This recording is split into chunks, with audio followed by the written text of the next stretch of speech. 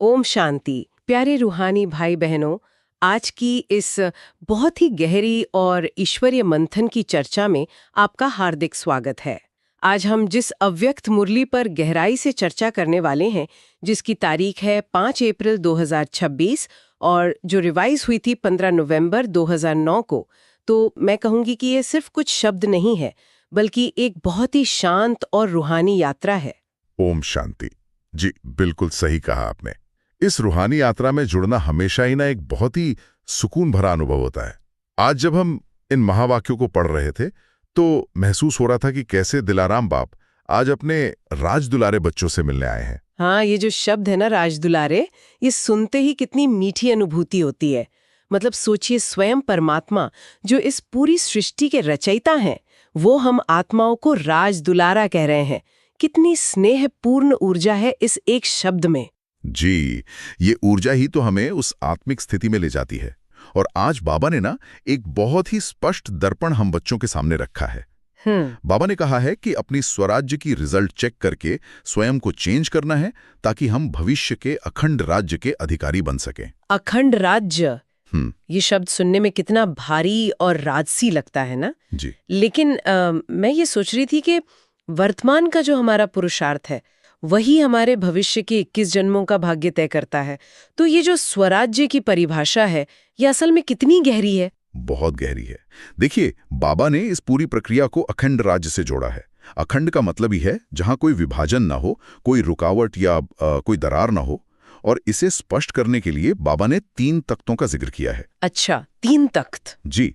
पहला है स्वराज्य का तख्त, दूसरा है बाप दादा के दिल का तख्त, और तीसरा है भविष्य का तख्त। अब इसे अगर हम आज की दुनिया के हिसाब से समझे ना, तो हमारा मन, हमारी बुद्धि, हमारी कर्मेंद्रियां, ये सब एक बहुत ही जटिल सिस्टम की तरह हैं। एक मशीनरी की तरह है ना। बिल्कुल। और स्वराज का मतलब है कि इस पूरे सिस्टम के जो एडमिन राइट्स हैं, वो पूरी तरह से आत्मा के पास होने चाहिए। मतलब आंखें क्या देखेंगी, कान क्या सुनेंगे, ये सब तय करने वाला राजा कौन है? राजा तो आत्मा ही है, या कम से कम आत्मा को ही होना चाहिए। यही तो बात है। अगर आत्मा तय कर रही है तो वही सच्चा स्वराज है। पर यहाँ मेरे मन में एक सवाल आ रहा है। जैसे भविष्य का तख्त तो समझ आता है, और शिव बाबा के दिल का तख्त जीतना भी हमारा लक्ष्य है, लेकिन ये जो स्वराज है, इसकी अभी मतलब इसी संगम युग के समय पे इतनी ज्यादा अहमियत क्यों है? क्योंकि जैसे कोई राजकुमार होता है ना, वो भविष्य में एक बड़ा राजा बनने वाला होता है, लेकिन सीधा तो उसे बड़ा राजपाट नहीं दे दिया जाता। हाँ, पहले उसे ट्रेनिंग दी जाती है। बिल्कुल, उसे पहले एक छोटी रियासत दी जाती है जहां वो राज करना सीखता है। तो ये जो हमारी कर्मेंद्रियां हैं, हमारा मन है, ये हमारी छोटी रियासत है। मतलब हम आत्माएं अभी ट्रेनिंग पीरियड में है। जी, जो संस्कार हम आज बना रहे हैं ना, चाहे वो एकाग्र रहने के हों या फिर किसी बहुत मुश्किल परिस्थिति में शांत रहने के संस्कार हों, वही संस्कार हमारे भविष्य के अखंड राज्य का आधार बनेंगे। तो इसका मतलब ये हुआ कि भविष्य की तैयारी कोई कल होने वाली घटना नहीं है, वो तो इसी पल, इसी सेकंड हो रही है। एकदम सही। अगर आज हमारी आंखें मतलब मान लीजिए कि किसी व्यर्थ दृश्य को देखने के लिए मचल रही हैं, या कान किसी की निंदा सुनने के लिए बहुत आतुर हो रहे हैं। हाँ, जो कि आज के समय में बहुत आम बात है। सोशल मीडिया पर हम यही तो करते हैं। जी हाँ। तो इसका मतलब क्या हुआ? इसका मतलब है कि हमारी जो अपनी छोटी सी रियासत है, उसी में बगावत चल रही है। अगर अपनी ही कर्मेंद्रियों पर आज हमारा राज नहीं है, तो भविष्य में पूरी सृष्टि का इतना बड़ा तख्त कैसे संभालेंगे? ये तो बहुत ही सूक्ष्म चेकिंग हो गई। मतलब अपनी ही कर्मेंद्रियों की बगावत को पहचानना, और शायद इसी बगावत को लेकर ही बाबा ने आज एक बहुत ही झकझोर देने वाला सवाल पूछा है। कौन सा सवाल? बाबा पूछते हैं कि क्या मन में एक राज्य चलता है या माया विघ्न डालती है? यहाँ मैं थोड़ी सी उलझ जाती हूँ। अच्छा, किस बात पर? मतलब अक्सर हम रूहानी मार्ग पर चलने वाले तो यही सोचते हैं ना कि हम बाबा के हैं, हमारा मन तो बाबा में लगा है। लेकिन अगर हम कोई बहुत अच्छा काम करते हैं और उसके बाद मन में थोड़ी सी प्रशंसा की उम्मीद आ जाती है, या फिर जीवन में थोड़ी सुख सुविधा, जिसे बाबा सैल्वेशन कहते हैं, उसकी इच्छा हो जाती है जी, तो क्या ये सच में इतना गलत है? मतलब इंसानी फितरत ही तो है तारीफ चाहना या थोड़ा कंफर्ट चाहना। इसे 2 राज्य या माया का दखल क्यों कहा गया है? ये बहुत ही स्वाभाविक प्रश्न है, और सच कहूं तो अक्सर हम ब्राह्मण बच्चे यहीं पर धोखा खा जाते हैं। अच्छा। देखिए, तारीफ चाहना या भौतिक सुखों की लालसा ये दुनिया वालों की नजरों में बहुत ही सामान्य सी बात है, लेकिन रूहानी स्वराज के नजरिए से देखें तो ये एक प्रकार की सेंधमारी है। सेंधमारी मतलब हमारे राज्य में कोई घुसपैठ कर रहा है। बिल्कुल। इसके मैकेनिज्म को समझिए। जैसे ही हमारे मन में ये इच्छा जन्म लेती है कि कोई मेरी प्रशंसा करे, उसी सेकंड आत्मा अपनी खुशी और अपनी शांति का जो रिमोट कंट्रोल है ना, वो सामने वाले व्यक्ति के हाथ में दे देती है। हाँ, ये तो है। अब अगर उस व्यक्ति ने हमारी तारीफ कर दी तो हम बहुत खुश हो गए, उड़ने लगे। लेकिन अगर उसने अनदेखा कर दिया या मान लीजिए कोई छोटी सी आलोचना कर दी तो हम तुरंत दुखी हो जाते हैं। तो इसका मतलब है कि हमारी जो आंतरिक स्थिति है वो हमारे अपने कंट्रोल में रही ही नहीं। बिल्कुल नहीं रही। हमारे मन के राज्य पर अब हमारा अपना शासन है ही कहाँ, किसी और का शासन हो गया ना। और इसी बाहरी शासन को, इसी निर्भरता को हम माया कहते हैं। कितनी गहरी बात है ये।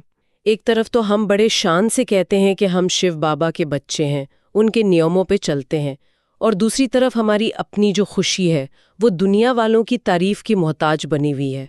जी, और इसे ही बाबा दो राज्य कहते हैं। बाबा कहते हैं कि भविष्य के राज्य की विशेषता ही है एक राज्य और एक धर्म। और वो एक धर्म है संपूर्ण पवित्रता। एकदम सही। जहां संपूर्ण पवित्रता होती है ना, वहां जो अतीन्द्रिय सुख है, जो आनंद है, वो एकदम नेचुरल होता है। वो किसी की तारीफ या किसी बाहरी सुख सुविधा पर निर्भर नहीं करता। ये लॉजिक तो सच में आंखें खोलने वाला है।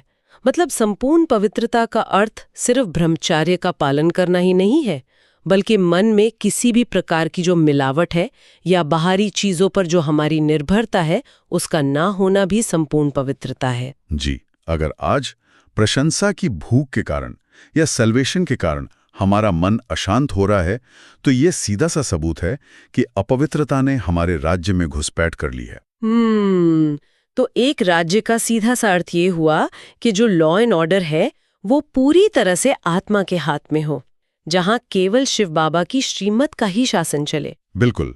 अगर मन में बहुत सारे संकल्पों की भीड़ लगी है या अशांति महसूस हो रही है, तो चेक करना चाहिए कि माया का दखल कहां से हो रहा है। पर एक बात है, जब हम इस घुसपैठ को रोकने की कोशिश करते हैं ना, मतलब जब हम ठान लेते हैं कि अब तो मुझे सिर्फ श्रीमत पर ही चलना है, तो अक्सर हमने देखा है कि जीवन में बड़ी बड़ी उथल-पुथल शुरू हो जाती है। हाँ, परिस्थितियां अचानक से विपरीत होने लगती हैं। जी, और इसी पर आज की मुरली में बाबा का एक महावाक्य बहुत ही गहरा है। बाबा ने कहा, तूफान तूफान नहीं, लेकिन तोहफा बन जाए। ये बहुत ही प्यारी लाइन है। पर सच कहूं तो जब असल जिंदगी में कोई तूफान आता है, जैसे कोई बड़ी शारीरिक बीमारी आ गई या कोई अचानक से बहुत बड़ा आर्थिक नुकसान हो गया, रिश्तों में कड़वाहट आ गई, तो उस वक्त उस तूफान को तोहफा मानना मतलब ये लगभग असंभव सा लगता है। जी, बिल्कुल असंभव लगता है उस वक्त। तो एक तूफान तोहफा कैसे बन सकता है? इसके पीछे क्या आध्यात्मिक विज्ञान काम कर रहा है? इसे ना हमें मनोवैज्ञानिक और आध्यात्मिक दोनों दृष्टियों से समझना होगा। देखिए, जब भी कोई तूफान या बड़ी चुनौती हमारे जीवन में आती है, तो वो वास्तव में क्या करने आती है? वो आत्मा की सहनशीलता और सामना करने की जो शक्ति है, उसे चुनौती देने आती है। जैसे कि हमारी परीक्षा लेने आती है। बिल्कुल। इसे ऐसे समझिए जैसे जब हम जिम जाते हैं और भारी वजन उठाते हैं, तो हमारी मांसपेशियों में काफी तनाव आता है, दर्द भी होता है। हाँ, अगले दिन तो बहुत दर्द होता है। जी, लेकिन उसी प्रतिरोध की वजह से, उसी स्ट्रेस की वजह से तो मांसपेशियां मजबूत होती है ना। वैसे ही माया के जो वार हैं या जीवन की जो विपरीत परिस्थितियां हैं, वो आत्मा की चेकिंग करने और उसकी आंतरिक पावर को बढ़ाने के लिए ही आती हैं। अच्छा, तो मतलब तूफान खुद तोहफा नहीं है, बल्कि उस तूफान के समय हमारा जो रिस्पॉन्स होता है, हम कैसे रिएक्ट करते हैं, वो चीज उसे तोहफा बना देती है। एकदम सटीक बात कही आपने। जब उस मुश्किल परिस्थिति में घबराने की जगह आत्मा अपनी आंतरिक शक्ति का प्रयोग करती है, वो प्रभु चिंतन में टिक जाती है, तो परिस्थिति एक बहुत ही गहरा अनुभव बन जाता है। और अनुभव ही जीवन का सबसे बड़ा तोहफा है। जी हाँ, और इसी अनुभव की सीढ़ी से आत्मा एक कदम और ऊपर चढ़ जाती है। इसीलिए शिव बाबा ने रोजाना अपना चार्ट चेक करने और चेंज करने की विधि पर इतना जोर दिया है। चार्ट चेक करना मतलब सिर्फ ये देखना नहीं कि आज मैंने दिन भर में क्या क्या गलतियां की, बल्कि ये भी चेक करना कि आज जब मेरे सामने तूफान आया, कोई बात बिगड़ी, तो मेरा मन चिंता में डूबा हुआ था या प्रभु चिंतन में था। बिल्कुल, क्योंकि दुनिया में तो आज जहां भी देखिए मनुष्य बस चिंता में ही डूबा हुआ है कि कल क्या होगा, मेरा क्या होगा। लेकिन हम ब्राह्मण बच्चों के पास क्या है? हमारे पास प्रभु चिंतन है। हाँ, और ये प्रभु चिंतन कोई अंधविश्वास नहीं है। जी नहीं, ये एक बहुत ही गहरा निश्चिंतता का भाव है। और ये भाव कहाँ से आता है? ये इस सत्य से आता है कि करावनहार बाप करा रहा है। करावनहार बाप। दुनिया के लोग सोचते हैं कि परिस्थितियां उन्हें कंट्रोल कर रही हैं, वो बेचारे बन जाते हैं। लेकिन रूहानी मार्ग पर चलने वाले ये जानते हैं कि हम तो सिर्फ निमित्त हैं, हम एक इंस्ट्रूमेंट है उस परमात्मा के हाथ में। और जब ये स्मृति बहुत गहरी हो जाती है कि भगवान ही करावनहार है, तो सच में हर तूफान एक तोहफे में बदल जाता है। और वो जो चिंता होती है ना, उसकी जगह एक बहुत ही गहरी निश्चिंतता ले लेती है। बिल्कुल, और ये निश्चिंतता ही इस संगम युग का सबसे बड़ा खजाना है। लेकिन इस निश्चिंतता के बीच में ही बाबा ने एक बहुत ही गंभीर अलार्म भी बजाया है आज। जी, समय को लेकर। हाँ, संगम युग के एक एक सेकंड की वैल्यू बताते हुए बाबा ने कहा है कि यहाँ का एक सेकंड 1 घंटे के बराबर है। और सबसे बड़ी चेतावनी जो बाबा ने दी वो ये कि अचानक किसी भी समय फाइनल पेपर हो सकता है। अब ये बात सुनकर ना थोड़ी सी एंग्जाइटी या डर पैदा हो सकता है मन में कि बाप रे, समय तो खत्म हो रहा है और मेरी तैयारी तो अभी है ही नहीं।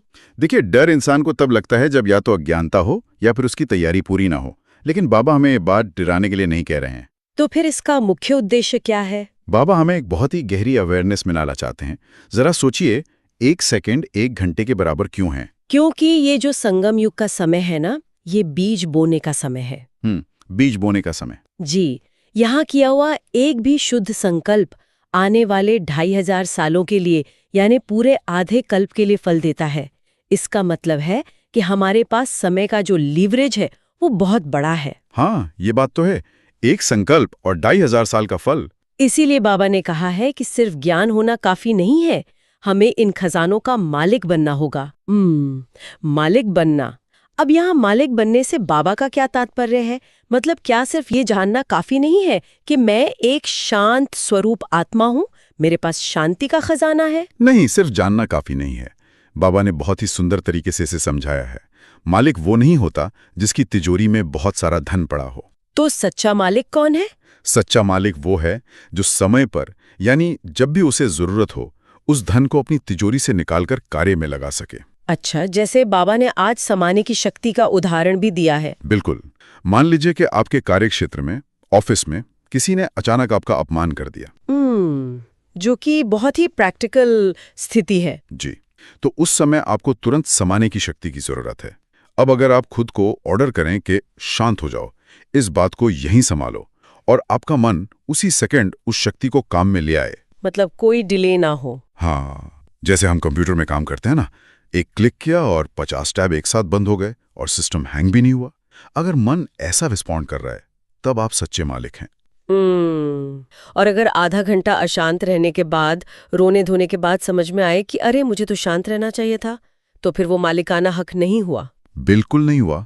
फाइनल पेपर की तैयारी का मतलब ही यही है कि आपकी हर शक्ति ऑन कमांड उपलब्ध होनी चाहिए। ये तो बहुत ही प्रैक्टिकल तरीका है इसे समझने का।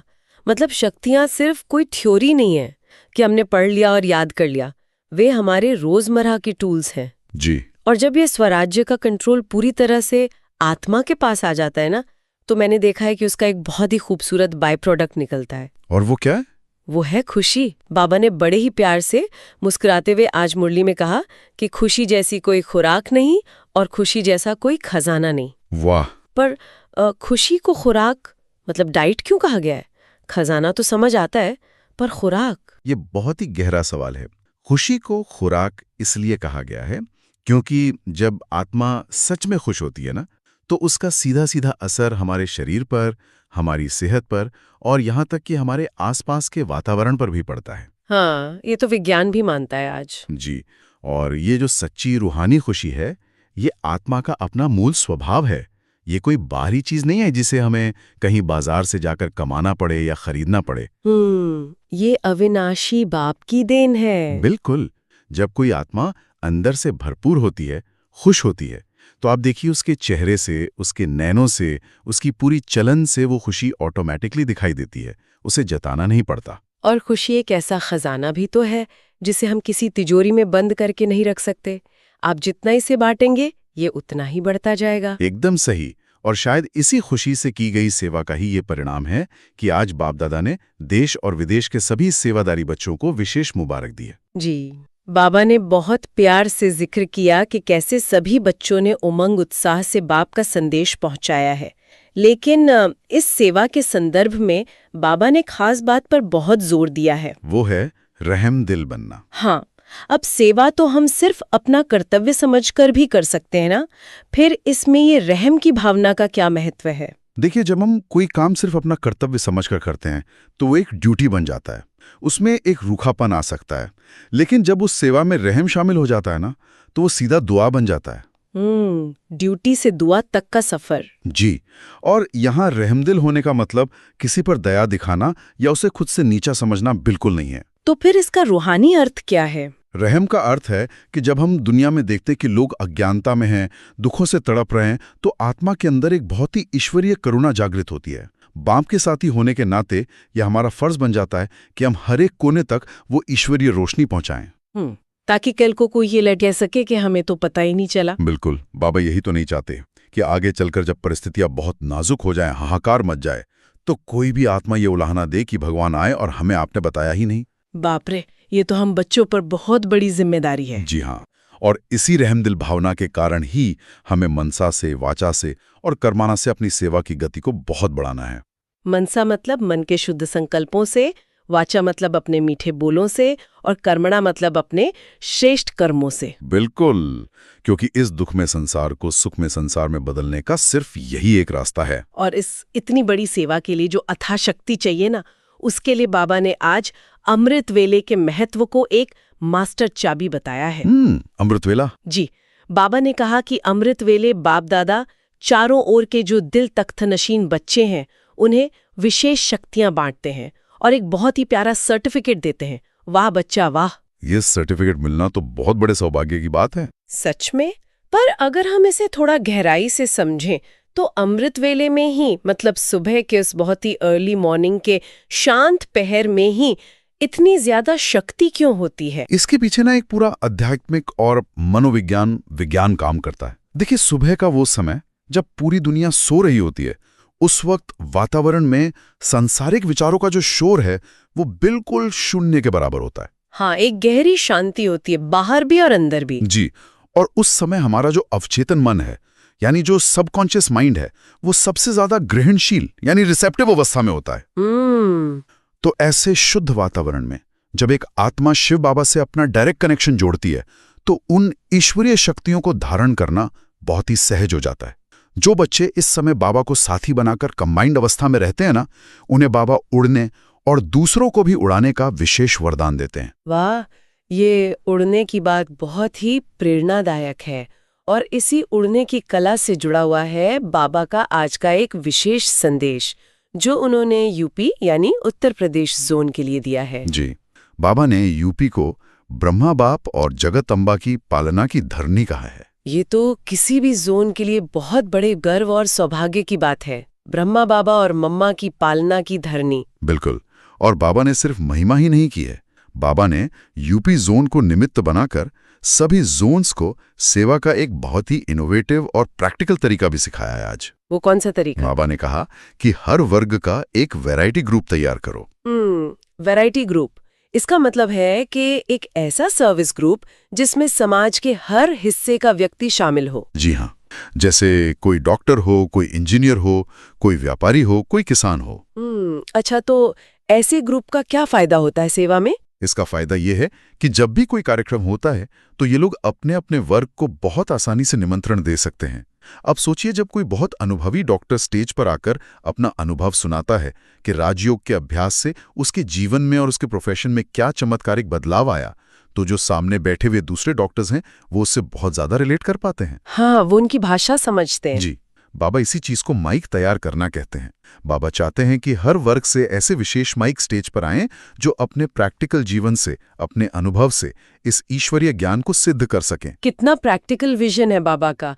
और इसमें एक बहुत ही प्यारी बात बाबा ने उन बच्चों के लिए भी कही है जो ज्ञान में अभी अभी नए आए हैं। जी, नए बच्चों का तो बाबा ने बहुत उत्साह बढ़ाया है। हाँ, बाबा ने कहा कि भले वो ज्ञान में अभी नए आए हैं और समय भी बहुत कम बचा है, लेकिन अगर वे उड़ती कला का पुरुषार्थ करें तो वे भी पूरा वर्षा ले सकते हैं। ये शिव बाबा का असीम प्यार है और उनका न्याय भी है। न्याय कैसे? क्योंकि ईश्वरीय विश्वविद्यालय में जो सीनियरिटी होती है ना, वो समय से नहीं गिनी जाती कि कौन कितने साल से ज्ञान में है, वो पुरुषार्थ की गति से गिनी जाती है। मतलब अगर कोई पुराना व्यक्ति धीमे चल रहा है, हाँ, और नया व्यक्ति उड़ रहा है, हाँ, तो नया व्यक्ति आगे निकल सकता है। बिल्कुल। बाप दादा ने उन नए बच्चों को बहुत बहुत मुबारक दी हैं जो अपने पुराने बोझ को छोड़कर तेज गति से आगे बढ़ रहे हैं और अपनी इस उड़ती कला से वो पुराने बच्चों को भी प्रेरणा दे रहे हैं। ये सचमुच एक बहुत बड़ी प्रेरणा है हम सबके लिए कि ईश्वरीय वर्षा सबके लिए खुला है, कोई भी कभी भी उठ सकता है। जी हाँ। तो चलिए, इस अत्यंत गहरी और स्पष्ट चर्चा के बाद अब हम आज की मुरली के उन अनमोल रत्नों की ओर बढ़ते हैं जो हमारे पूरे दिन की साधना का, हमारी चेकिंग का आधार बनेंगे। जी, आज का वरदान और स्लोगन। हाँ, इसे हम बहुत ही एकाग्रचित होकर समझेंगे। तो आज का बाबा का वरदान है, संगठन में सहयोग की शक्ति द्वारा विजयी बनने वाले सर्व के शुभ चिंतक भव। सर्व के शुभ चिंतक भव। इस वरदान के पीछे की जो कार्य प्रणाली है, जो मैकेनिक्स हैं, वो बहुत ही अद्भुत है। वो कैसे? देखिए, हम सब जानते हैं कि जब कई अलग अलग संस्कारों वाली आत्माएं एक साथ एक संगठन में रहती हैं या सेवा करती हैं, तो उनके विचारों का टकराव होना बहुत ही स्वाभाविक सी बात है। बिल्कुल, बर्तन साथ हैं तो आवाज तो होगी ही। जी, लेकिन बाबा यहाँ एक बहुत ही ऊंची स्थिति की बात कर रहे हैं, सर्व के शुभ चिंतक बनना।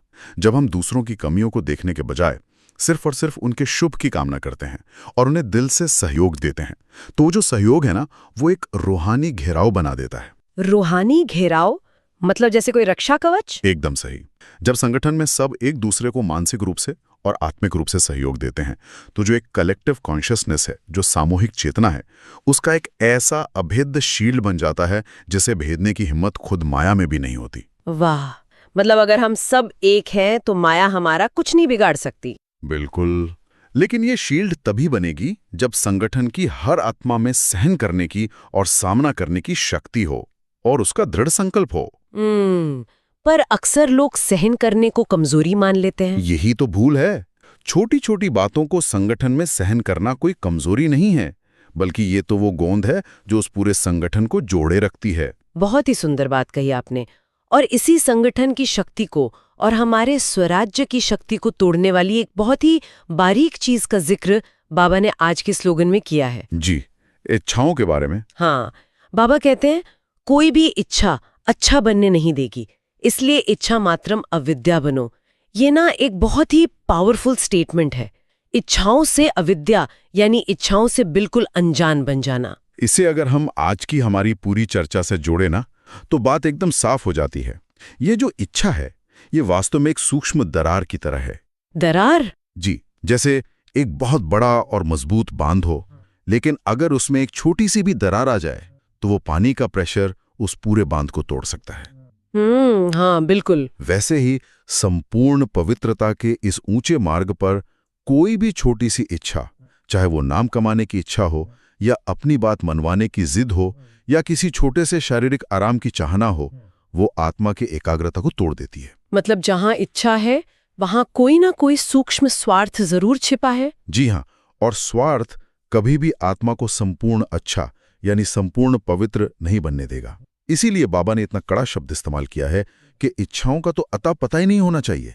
इच्छा मात्रम अविद्या। बिल्कुल, संपूर्ण अच्छा बनने की इसी कड़ी में महान बनने के लिए अव्यक्त बाप दादा का आज का एक इशारा भी बहुत ही मधुर है। वो इशारा क्या है? बाप दादा कहते हैं, महान बनने के लिए मधुरता और नम्रता का गुण धारण करो। अब देखिए, अक्सर दुनिया में लोग क्या सोचते हैं। वो सोचते हैं कि अगर महान बनना है, लीडर बनना है, तो बहुत आक्रामक होना पड़ेगा, अपना दबदबा बनाना पड़ेगा। हाँ, दुनियावी नजरिया तो यही है, लेकिन हमारे बाबा की परिभाषा बिल्कुल अलग है। जी। क्योंकि सच्ची महानता बाहर के शोर शराबे में नहीं है, वो तो भीतर की गहरी शांति में है। नम्रता और मधुरता कोई कमजोरी की निशानी नहीं है, बल्कि ये तो आत्मा की संपूर्णता की निशानी है। जैसे वो कहावत है ना कि जब कोई पेड़ फलों से लद जाता है तो वो अपने आप झुक जाता है। बहुत सही उदाहरण है। मधुरता का विज्ञान बहुत सीधा सा है। सदा मीठी दृष्टि, मीठे बोल और मीठे कर्म। जब कोई आत्मा अपनी आत्मिक स्मृति में अपनी ओरिजिनल पोजीशन में स्थित होकर बोलती है ना, तो उसके बोलों में सिर्फ सच्चाई ही नहीं होती, बल्कि एक ऐसा रूहानी स्नेह होता है जो सामने वाले के गहरे से गहरे घावों को भी भर देता है। और मुझे लगता है कि यही सबसे श्रेष्ठ सेवा है आज के समय में। बिल्कुल। वाह, मधुरता और नम्रता से ही हमारा ये रूहानी स्वराज महकता है। तो चलिए अब इस पूरी चर्चा के सार को, इन सभी रूहानी खजानों को अपनी स्मृति में गहराई तक उतारने के लिए हम कुछ पल के लिए बाहरी दुनिया के शोर से अपना ध्यान हटा लेते हैं। ये बिल्कुल शांत हो जाएं। अपने मन की आंखों से स्वयं को भ्रुकुटी के मध्य विराजमान एक चमकते हुए सितारे के रूप में, एक चैतन्य ऊर्जा के रूप में देखें। हम कुछ स्वमान का अभ्यास करेंगे। इन ईश्वरीय संकल्पों की वाइब्रेशन को अपने रोम रोम में महसूस करें। मैं आत्मा, तीनों तख्तों की अधिकारी आत्मा हूँ। मैं सदा अतीन्द्रिय सुख में रहने वाली स्वराज अधिकारी आत्मा हूँ। मैं सर्व की शुभचिंतक और अपने संगठन में सहयोग का कवच बनाने वाली एक महान आत्मा हूँ। इन स्वमानों की ऊर्जा मन को कितनी गहरी शांति देती है। आज का ये पूरा मंथन हमें बार बार इसी बात की ओर लौटाता है कि ये जो स्वराज्य है ना, ये कोई भविष्य में मिलने वाला पद नहीं है जी, बल्कि ये हर पल की, हर एक सेकंड की अवेयरनेस है। हमें अपनी चेकिंग इतनी सूक्ष्म रखनी है कि माया का कोई भी सूक्ष्म संकल्प या कोई छोटी सी इच्छा हमारे इस पवित्र राज्य में दखल ना दे सके। बिल्कुल सही। हमें हर तूफान को अपनी शांत और निश्चिंत स्थिति से एक रूहानी तोहफे में बदल देना है। यही हमारे इस संगम युग का सबसे श्रेष्ठ और सच्चा पुरुषार्थ है। बिल्कुल। और जैसे अब हम आज के इस बहुत ही गहरी और मीठी रूहानी चर्चा को विराम दे रहे हैं, हम आप सभी को एक बहुत ही विचारणीय सवाल के साथ छोड़ते हैं। जी। अगर हर तूफान असल में आपकी स्वराज्य की शक्ति को परखने और उसे बढ़ाने के लिए भेजा गया एक तोहफा है, तो इस समय आपके जीवन में जो सबसे बड़ा तूफान या सबसे बड़ी चुनौती चल रही है, वो आपको आपके किस आंतरिक तख्त के बारे में सिखाने आई है?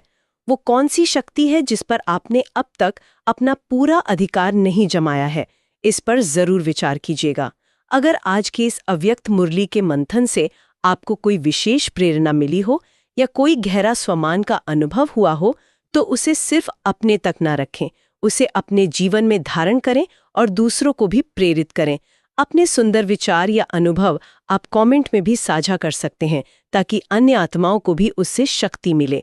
याद रखें, आपका हर शुभ संकल्प ही विश्व कल्याण की सच्ची सेवा है। ओम शांति। ओम शांति।